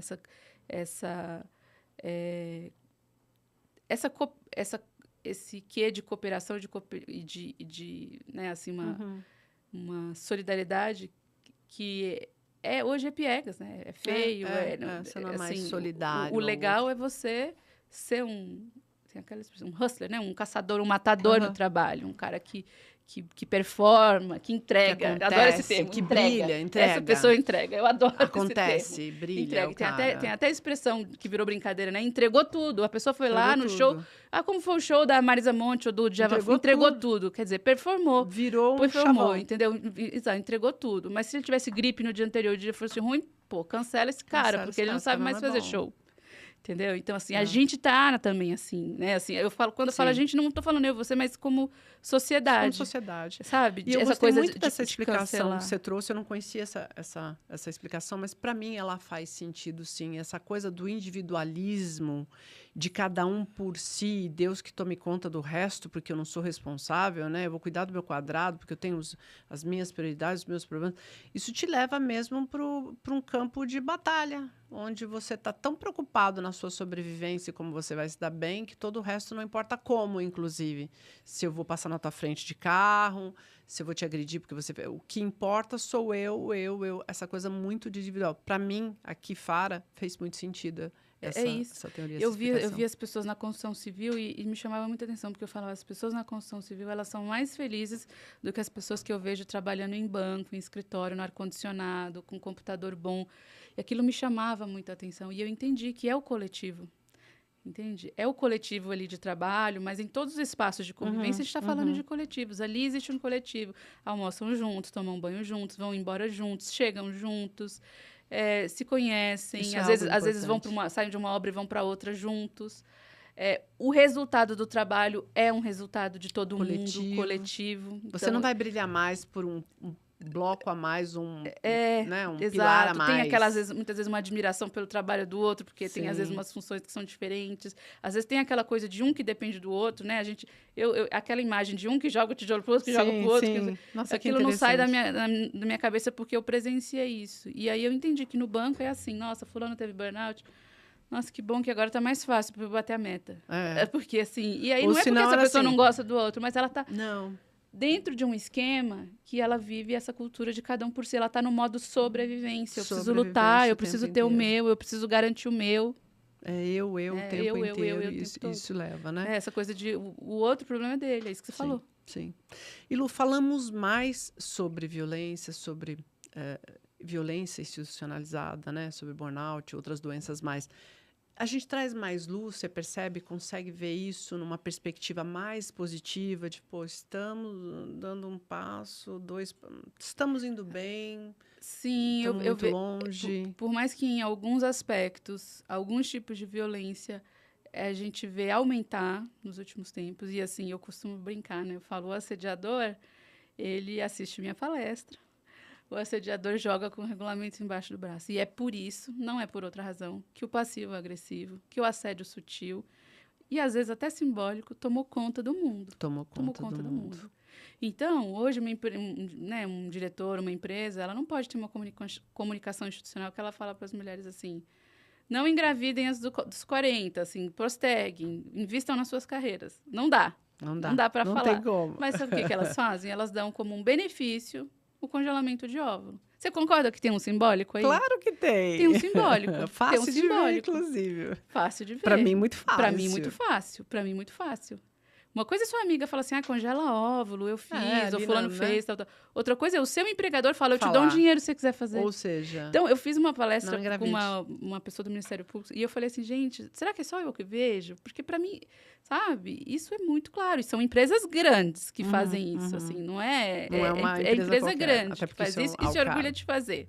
E acha que está fazendo... Isso. E acha que está, assim... Belo lacrando, sabe? Eu falei, será que... Igual quando as indústrias de fórmula, né, fazem o pediatra se sentir super especial, porque não é assim, essa fórmula você prescreve dessa forma. Não. Temos a sala no congresso especial e a pessoa se sente especial e é tudo muito bonito para aprender a prescrever a fórmula. Tem um conteúdo simbólico de dizer para aquela pessoa, olha, você vai incentivar a amamentação ou você vai ser um cara legal, bacana, que prescreve fórmula, entendeu? Como antigamente, essas propagandas de leite artificial retratavam a mulher que amamentava, assim, feia, com uma camisola, despencada. E a mulher que dava fórmula com aquela sainha de tenista, jogando tênis, entende? Então, assim, quem que você quer ser? Você quer ser essa perdedora que amamenta ou você quer dar a fórmula? Meu entendeu? Deus Então, assim, do céu. uma propaganda violenta, extremamente violenta e simbólica. Então, hoje em dia, eu vejo muitas violências aumentando. Muitas. Às vezes, violências físicas também, em alguns espaços a gente vê, mas eu acho que tem muito de hoje essas coisas serem mais mostradas e a gente falar mais sobre isso. Então, assim, essa questão das mulheres sofrerem, né, em audiência, lactante, a gestante, não começou agora, isso sempre aconteceu, a gente só está vendo. Outro dia tinha um juiz, um desembargador, numa audiência, que era de assédio sexual de uma adolescente. A menina tinha 12 anos. Meu Deus. E o professor assediava. E ele falou em plena audiência que as mulheres estão loucas atrás dos homens, dando a entender que não era bem aquilo. Entendeu? Que provavelmente a menina de 12 anos dava em cima do professor. E o professor era uma vítima naquela situação. Não consigo. E isso foi noticiado e tal. E assim, isso sempre aconteceu. Só que agora a gente está mostrando. Então eu vejo essa evolução. Até da minha pessoa. Né? No começo da minha carreira, nesse tema do assédio, eu ia dar palestra em sindicato, meu livro eu vendia só em congresso, só para médico perito, sabe? Tanto que eu publicava ele por uma editora de direito do trabalho. Hoje eu já publico pela minha própria editora, né? Eu tenho um selo, Assédio.net.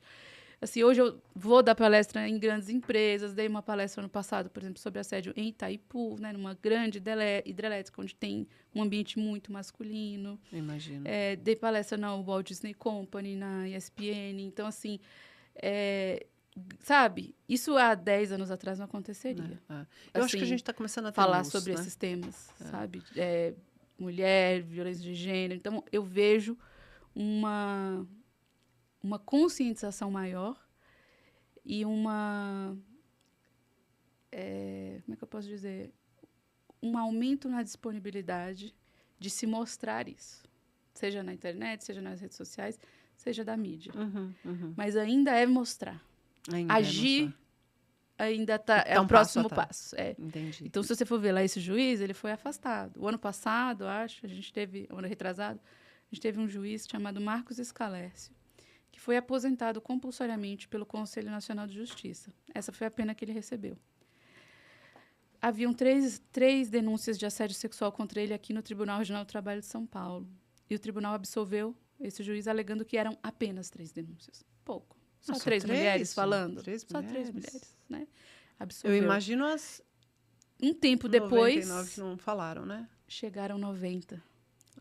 Aí perguntaram no cursinho. O cursinho falou que nunca recebeu. Depois de um tempo, várias meninas falando que sim, que já tinham denunciado ele, inclusive para o cursinho. Então, você vê essa cumplicidade das organizações? Uma cumplicidade. Desde a advogada lá, sim, que estava lá trabalhando no grupo LVMH, HM, até a outra que está na SpaceX, até essas que estão aqui no TRT. Então, assim, as organizações, assim, ainda não conseguem lidar com isso. Não. Fazer não uma consegue. palestra sobre o assunto, mas elas não conseguem, entende? Um juiz não consegue punir um colega por isso, entende? Sim. Não Então, consegue ter uma atitude. Tem uma atitude. Então, que a gente faça ainda diferença. a gente precisa dar um passo à frente, que eu não sei se para esta geração que está aí nos espaços de poder é possível, ou se a gente vai ter que esperar uma nova, que é desses valores eles serem realmente introjetados, das pessoas que falam assim, não, isso é inadmissível num ambiente de trabalho, num ambiente de convivência. Sim. Entende? Porque na prática hoje ainda se fala, são só 3 denúncias. São então só vamos 3 absorver. denúncias. E quando ele chega lá no CNJ, enfim, eram várias denúncias, né? 100, talvez, ou mais. Como todas as denúncias, mas né, é Lu? aposentado compulsoriamente. Meu Deus. Olha o benefício da pessoa por cometer uma violência. Ele ganhou um presente. Crimes. É. Eu lembro que eu vi uma aluna do cursinho falando que ela agendou com ele uma reunião online para poder falar de prova, de alguma coisa de prova, revisão e tal. E ele estava sem roupa na câmera. Meu Deus. Não consigo pensar. Que coisa mais absurda. Que violência, absurda. E assim, se não fossem muitas, se não tivesse esse movimento... Então, assim, imagina quantos assediadores a gente tem que estão por aí, vivendo vida normal. Né? E é o que eu falei, com o regulamento embaixo do braço. É um profundo conhecedor, inclusive. Tem uma deputada, a Bela Gonçalves, deputada estadual em Minas Gerais, ela foi fazer doutorado na Universidade de Coimbra. E ela tinha como orientador um ícone dos direitos humanos, que é o Boaventura de Souza Santos.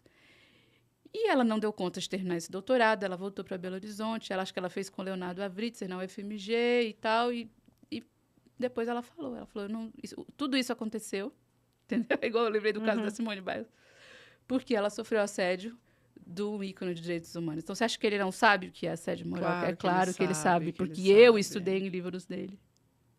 Meu Deus do céu. Ou seja, tá com... manual debaixo do braço, manual debaixo do braço. Então, por isso que o assédio sutil, por isso que hoje em dia, às vezes, é tão difícil das pessoas juntarem provas, porque as pessoas, muitas vezes, ao praticar essa violência, elas vão pensar sobre como fazer isso e não serem pegas. Entendeu? É verdade. Mas elas não estão dispostas a desistir disso. Inclusive, não. Por isso que muitas vezes é sutil, por isso que muitas vezes é passivo-agressivo, por isso que muitas vezes vem assim, então, estão pedindo a sua cabeça? Exato. Pedir a sua cabeça. O que é isso? É um assédio sutil. É tão sutil que, às vezes, a pessoa demora até entender o que está acontecendo. Porque é sutil demais. O que está acontecendo, né? O que antigamente ia ser resolvido com... Demite. Corta a cabeça dela. Ou seja, ele tem que... Corta a cabeça dela. Mas agora não posso fazer. Então, eu tenho que pensar como fazer. Eu monto uma estratégia e falo, pedir a sua cabeça. Exato. E aí tem uma coisa que acho que é muito legal a gente falar, que é assim... às vezes a gente fala, nossa, mas fulano é um psicopata. Né? O psicopata é aquela pessoa que tem um transtorno de personalidade antissocial, né? O termo técnico seria esse, e é uma pessoa que ela não consegue controlar os seus impulsos, então ela faz aquilo em série. Né? O psicopata, ele age em série, ele faz com um, ele vai para outra empresa, ele faz com outro, com outro, com outro. Mas ele sabe que aquilo é errado. Ele aprende, ele é inteligente a ponto de aprender. Mas ele não tem aqueles valores no coração. Ele não introjeta valores. Então, ele só não introjeta. Ele não introjeta. Então, ele não sofre com aquilo, ele não tem remorso. Pode até sentir prazer, né, em torturar alguém. Então, assim, quem é o psicopata? Eu lembro muito da minha professora, não é nem na medicina, né? Eu aprendi muito sobre a psicopatia na faculdade de Direito. Porque eles cometem crimes muitas vezes. Óbvio. E isso é um assunto grande para o direito. Eu lembro da minha professora de medicina forense dizendo assim, o psicopata não é só aquela pessoa que picota a outra, corta, esquarteja, e põe numa mala e quer viajar. Né? Assim, e aí pegam porque, nossa, que cheiro é esse? Não é só essa pessoa. O bígamo, aquela pessoa que tem várias famílias e que não conta e que a outra família não sabe. O bígamo é um psicopata. O estelionatário, aquela pessoa que tem vários documentos, vários cartões de crédito, que engana a voelhinha, é um psicopata, né, que age em série.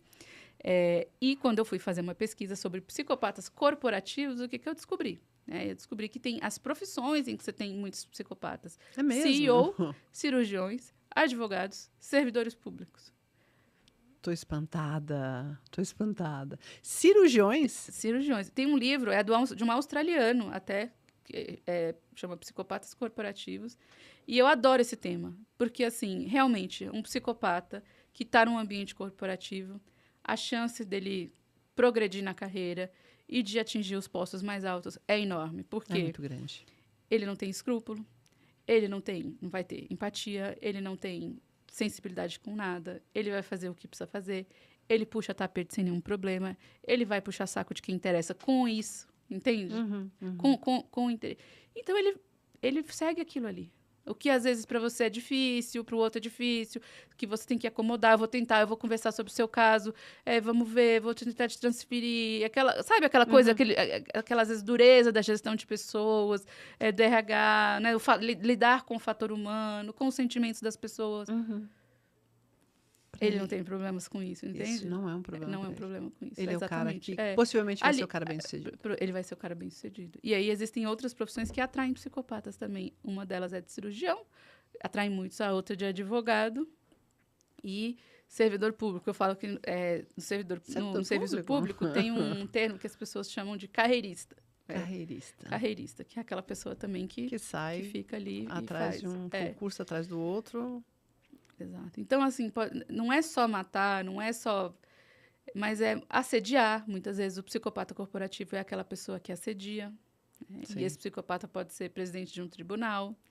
Esse psicopata, ele pode ser juiz da vara da família, entende? E ele tá ali, ele faz maldade com o servidor, e ele humilha o advogado, e ele faz isso em série.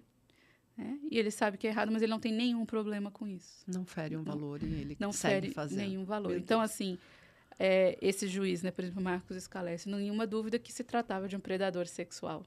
É muito diferente um assédio sexual que eu falo que tem aquele assédio que ele é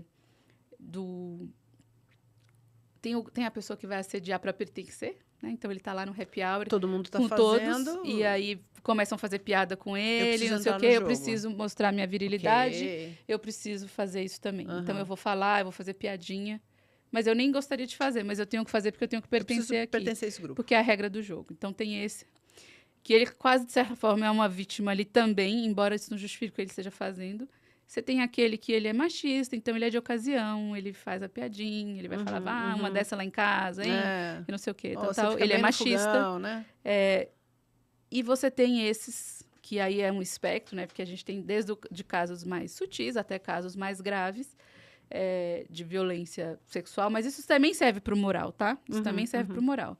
A gente tem também esse assédio moral de ocasião, que o cara assedia porque ele quer ser bem visto. Entendi. Porque ele entende que aquilo ali é uma regra na organização. Todo mundo faz. Que vestir a camisa significa fazer isso. Também, eu posso por exemplo. fazer. Então, isso vale para o moral também. Nossa, agora que você falou isso, me lembrei de um episódio numa das instituições que eu passei, em que nas reuniões as mulheres eram sempre minoria, mas quando uma mulher falava, todos eles falavam juntos.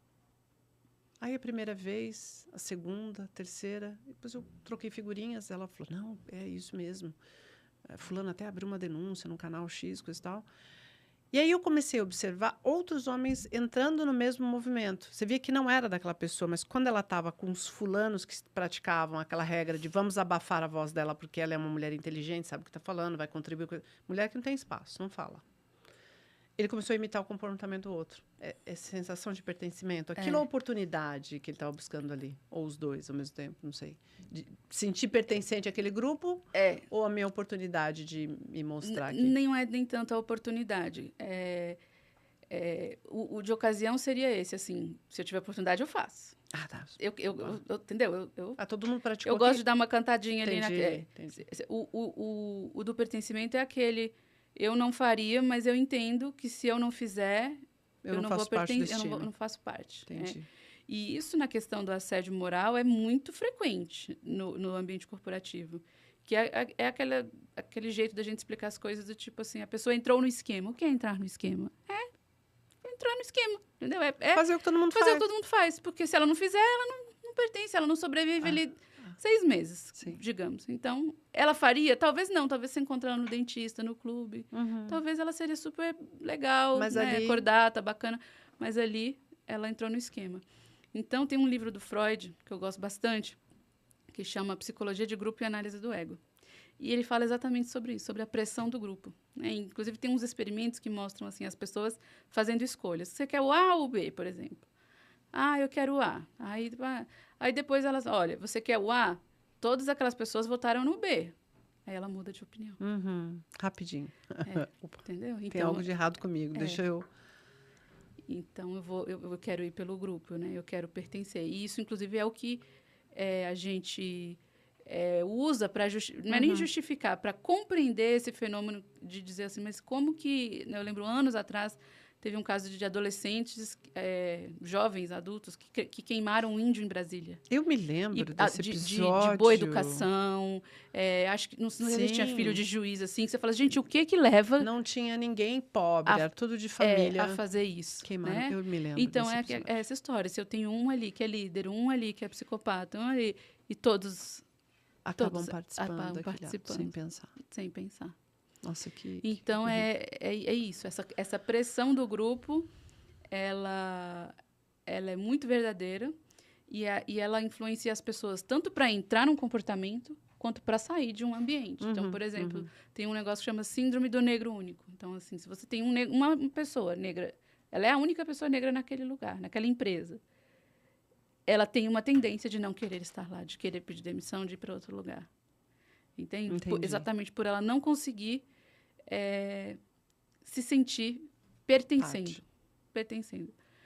Pode ter oportunidade, mas existe essa pressão. Por isso que é importante diversidade, né? E diversidade e inclusão são coisas diferentes, né?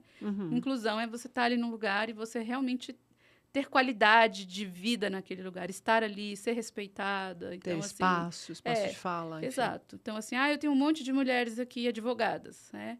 Mas são todas sócias. E aí, com 15 dias ela teve bebê, com 15 dias ela faz audiência. Então, você tem diversidade, mas você não tem inclusão. Não. Porque com 15 dias com o bebê, a última coisa que qualquer mulher quer é fazer uma audiência. Pelo você está tentando amamentar, você está cheia de hormônios, você está num blues, né? Ali, muitas vezes. Né? Que é aquela alteração que não é exatamente uma depressão, mas que tem uma labilidade emocional muito forte, muitas vezes. Então, assim, né? Então, isso não é incluir. Isso você tem diversidade de gênero ali, mas você não tem inclusão. Não tem inclusão. Então, essa pressão para pertencer a um grupo, ela tanto faz as pessoas se comportarem de uma forma, como muitas vezes fazem as pessoas saírem de um lugar onde elas olham, que eu vejo que eu passei por isso no mundo corporativo, né? Eu passei pelo mercado financeiro, eu trabalhava num banco português em que todos os diretores eram homens e todos os diretores eram portugueses. De alguma forma, eu olhava e eu falava assim, não vou crescer aqui dentro, que não tem espaço para mim. Tinha um recado ali já? A gente fala muito sobre referência, sobre representatividade.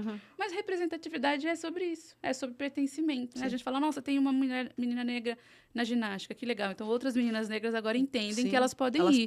Mas se a gente não tem... Aquilo ali, eu não pertenço ali. Jamais pertenceria ali. É verdade. Então, a gente tem a importância, às vezes, de ser a primeira. Porque, às vezes, a gente tem pessoas que conseguem romper essa barreira e que abrem espaço para que outros possam vir. Pois é. E para a gente conseguir mudar nesse mundo, a gente vai precisar de muito mais consciência de falar sobre esses assuntos, né? Eu ficaria aqui, eu aprendi muito aqui com você. Achei que eu sabia 1%, mas eu vi que eu aprendi muita coisa aqui com você. Obrigada pela sua generosidade de participar, de falar um pouco sobre isso, de falar um pouco da sua história, né? E também de mostrar para as pessoas aí esse cenário que a gente vive, justamente para trazer essa ampliação de consciência, para a pessoa entender o que é sutil, até para entender que momento ela está cometendo essa violência ou sofrendo essa violência. Então, acho que aqui deu para ter um olhar, né? Mas, Luciana, se alguém quiser chamar você para uma palestra, você dá palestras, você faz trabalhos pontuais. Onde as pessoas te encontram? Eu queria que você deixasse as suas redes aqui. Dou palestras, dou treinamentos, dou workshops. Às vezes faço capacitação para a comissão que recebe as notícias de assédio, de discriminação, que faz essa investigação, às vezes esse acolhimento, né, das vítimas. Faço esses trabalhos. O meu perfil na internet, né, no Instagram, eu tenho perfil no Instagram e no LinkedIn, mas o Instagram é mais fácil, é @assedionet. E lá tem um e-mail que é o info@assedio.net, que é um e-mail que, enfim, chega para mim, para minha equipe. E tem também um telefone lá, que é diretamente para minha secretária, que aí a pessoa, né, fala que preciso pegar o número, eu não sei de qual para Mas a gente falar. coloca aqui Mas na legenda. pela bio do Instagram já cai direto Já no cai no número. telefone, tá ótimo. Tanto o e-mail quanto esse número já estão Tá lá na bio, direto. tá bom. O e-mail eu Perfeito. sei de cor, mas o telefone está lá. Tá. A Milena é minha secretária. Então, Super assim, para quem tem simpática, foi interesse super de gentil. mentoria, consulta médica, ou uma palestra, ou para podcasts, entrevistas, algum jornal, alguma E no revista, estou à LinkedIn? disposição. No LinkedIn, eu estou lá como Luciana Baruch e tem entre parênteses @assedionet. Não sou tão ativa no LinkedIn por questões mesmo de tempo, né? De limitação de tempo. Fiquei 6 anos aí fazendo uma faculdade de medicina e trabalhando ao mesmo tempo, cuidando de 2 filhos. Então, não consigo ser tão ativa lá no LinkedIn quanto eu sou no Instagram.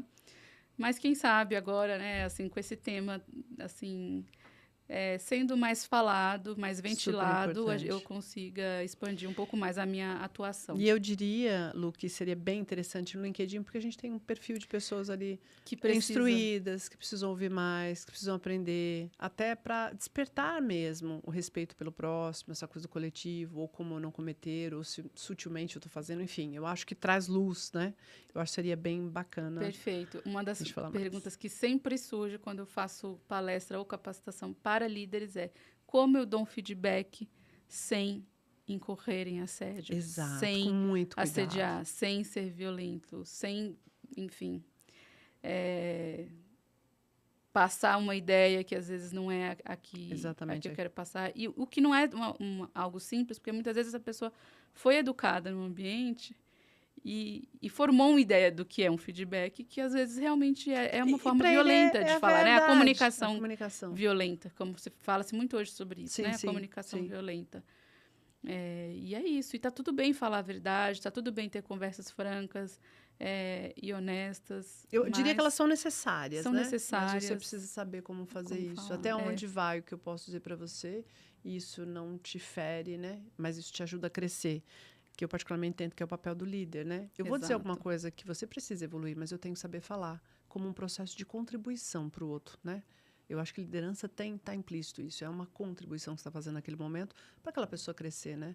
E não dizer algo que possa destruir ou que possa matar, né? Então, acho que tem que ter esse cuidado. Mas isso mesmo. Mas queria te agradecer muito o convite, a oportunidade, o espaço. Pedir desculpas, porque às vezes eu falo muito esse tema para mim, assim, né? É um tema de muitos anos que eu trabalho, é um tema que ele é pessoal, apesar de também ser profissional. Então, me empolgo. Então, te agradeço muito, porque você foi muito generosa de não me interromper, de me deixar falar, de me dar bastante espaço. Então, assim, eu percebi, tá? E te agradeço por isso. Eu fiquei aqui muito honrada de receber você. De fato, esse é um assunto também que fala com algumas dores, coisas que eu já vivi, a gente conversou um pouco antes. É um assunto que eu gosto de trazer para as pessoas, eu acho que é importante, é a minha contribuição para o mundo, né? Se eu puder levar alguém ou falar de um assunto que vai trazer um pouco de consciência, que a pessoa possa multiplicar isso, eu já estou feliz. Uma pessoa já estou feliz. Então, trazer você aqui foi muito importante. Eu, que sou muito agradecida, já queria até, se não for um abuso, óbvio, a gente pensar numa agenda futura para a gente voltar a falar de algum outro tema aqui. Me coloco à disposição. Muito gentil da sua parte, venho né? sim, com o maior prazer. E eu quero deixar aqui só uma lembrancinha do podcast Muito Mais Consciência para você, combinando até com a sua roupa esse laço. É uma eco bag, humilde, mas ela é também um posicionamento de que eu penso nesse mundo, de que a gente tem que ter uma prática entre a sua fala, né, e seus atos, né? Eu sou uma profunda, como é que se diz, apreciadora, né, de preservar meio ambiente, sustentabilidade. Então, é uma lembrancinha. Espero que você faça uso dela. Vou fazer, com certeza. E muito obrigada. E é um prazer obrigada, te conhecer. O prazer foi meu. Viu? Eu não trouxe o livro, mas depois vou te mandar uma foto dele. Com certeza. E é um livro que antigamente ele era muito vendido para especialistas, mas hoje eu recebo cada vez mais feedback de pessoas comuns que leram e falaram: agora eu entendi o que aconteceu comigo. Muito importante. Sabe? E que de alguma forma se curaram lendo o livro. Apesar de ser um livro técnico, ele tem uma linguagem bastante acessível. Bacana. E ele está à venda lá no link da bio no Instagram e na Amazon também. Muito bom. Qual que é o nome do livro? Riscos Psicossociais e Saúde Mental do Trabalhador. Boa. Luciana Veloso Baruch, agora editora AssédioNet. Legal. E eu vou postar também depois no Stories para as pessoas terem essa informação e poder acessar o seu livro. Mas muito obrigada aqui, viu? Obrigada a você, muito bom. Esse aí, pessoal. Aqui a Sinergia é o patrocínio do Muito Mais Consciência Podcast, né? Tá aí no mercado fazendo um trabalho incrível e também acreditando que é compartilhando que a gente consegue chegar num mundo melhor, tá bom? Obrigado, Sinergia. Fica comigo, segue aqui no Muito Mais Consciência Podcast, curte, faz o seu comentário, o que você acha, qual que é o tema para a próxima discussão com a Luciana Baruch. Me segue aqui e até a próxima.